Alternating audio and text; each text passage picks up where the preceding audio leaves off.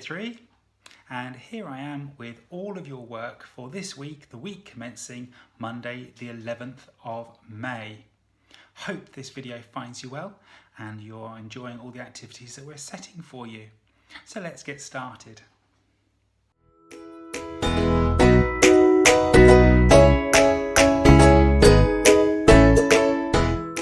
First of all, here is the timetable, which runs you through all the activities, and as always is there just as a guide so you and your family can work through the timetable, picking out the bits that work for you and developing your own system of working at home that is right for you and your family.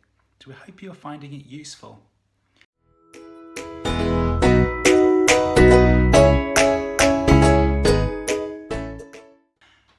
Let's start off with the English. Let's have a look at reading. So for reading this week, you've got an extract from a book called The Street Beneath My Feet. And although we have not got a link this week to take you to the extract, we have typed it up for you on the page so you can read it through and see the pictures too. Monday's activity is about vocabulary and prediction. For Tuesday, we've got some developing fluency work for you to do. Wednesday is a vocabulary check. Thursday, as always, has a quick quiz. On Friday, we recommend once again that you go to the Oxford Owl's website and choose a story that's of the right level for you that you can read using one of their ebooks.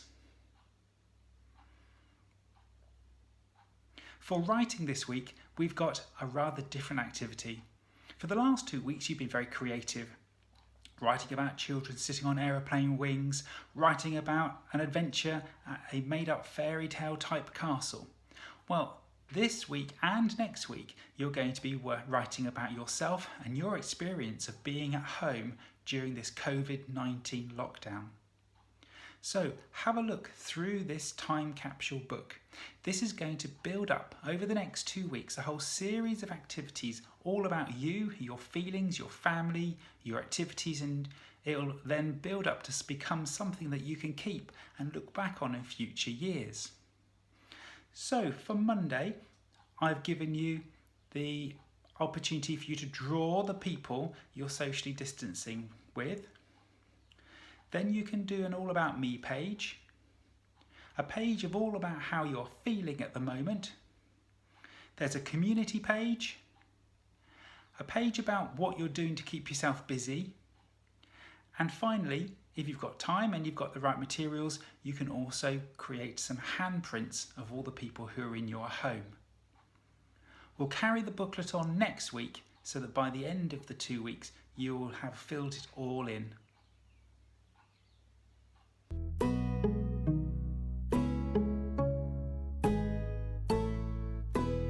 For your grammar this week, we're having a look at pronouns.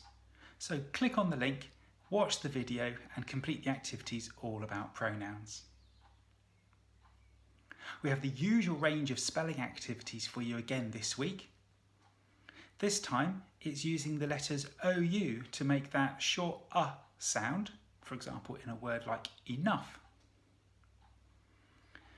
Have a look at the PowerPoint and play the game. This time you have to click on the boxes to reveal a picture clue to one of your spelling words. See if you can guess the word without having to reveal every single box. You've also got a dominoes game. Cut up the second sheet into the domino pair cards and see if you can complete the rectangle grid, pairing up each word with its definition. You've got your usual word search and handwriting activities to do as well. And of course the usual look, say, cover, write, check sheet too.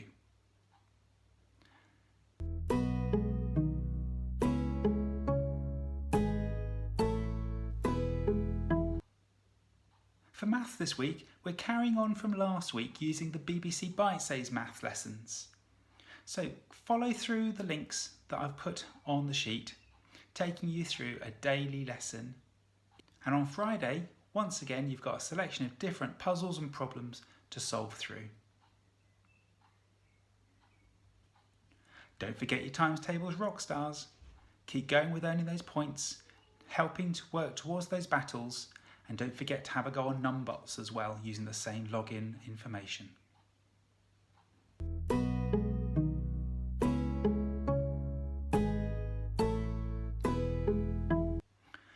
Your science this week is all about the natural world. Create a frame, take it outside, even if it's just looking out of a window, and notice some nature. Look up at the cloud formations. Look at the patterns made by the leaves. Find a way of recording it, either using a photograph or by drawing your own picture and labelling it.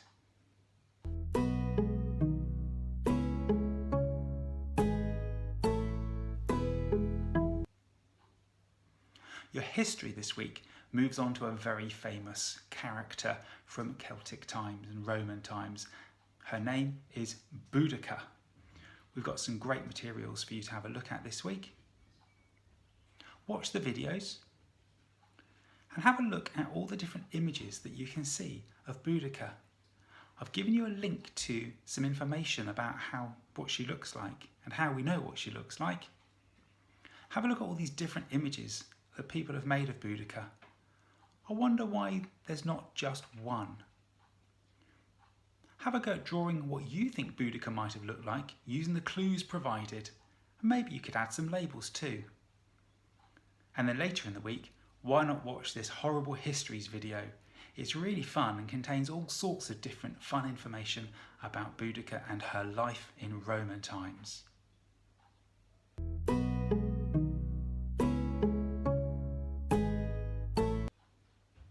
Your French this week is looking at the months of the year. Not easy. You've got 12 new words to learn this week. Some of them are fairly close to the English, some of them less so. But what's really important is you listen to the pronunciation. So I've given you a whole range of videos, games to play, and online interactive resources to have a go at learning those words.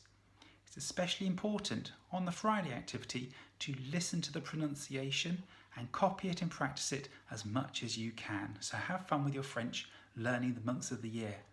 I wonder if you can particularly learn the month that your birthday falls into. Mine's quite easy, janvier.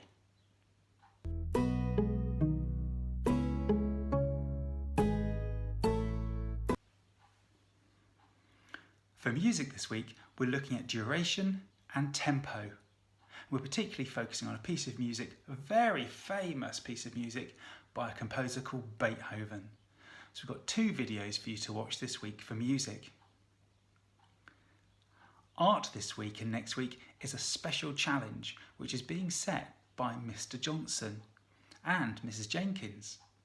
Watch their video on our YouTube channel to explain more about the posters that they're going to ask you to make. Our DT this week is linked to the Romans once again, but it will involve you and your family having to eat lots of lollies because you're going to need a whole pile of lolly sticks and elastic bands to make these Roman catapults, also known as onagers. The video link I've given you gives you 2 different versions, a simple one and a much more complicated one. So you can choose which one you'd like to do. Maybe you could make both and have a little competition. Which one works the best? Which one flings things the furthest? So have fun with your lolly sticks and elastic bands making your onagers this week.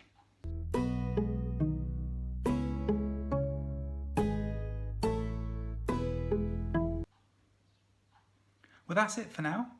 Keep sharing all of your work with us. Don't forget to use the email addresses for each of your classes. Have fun with your learning this week, and we look forward to catching up with you again soon.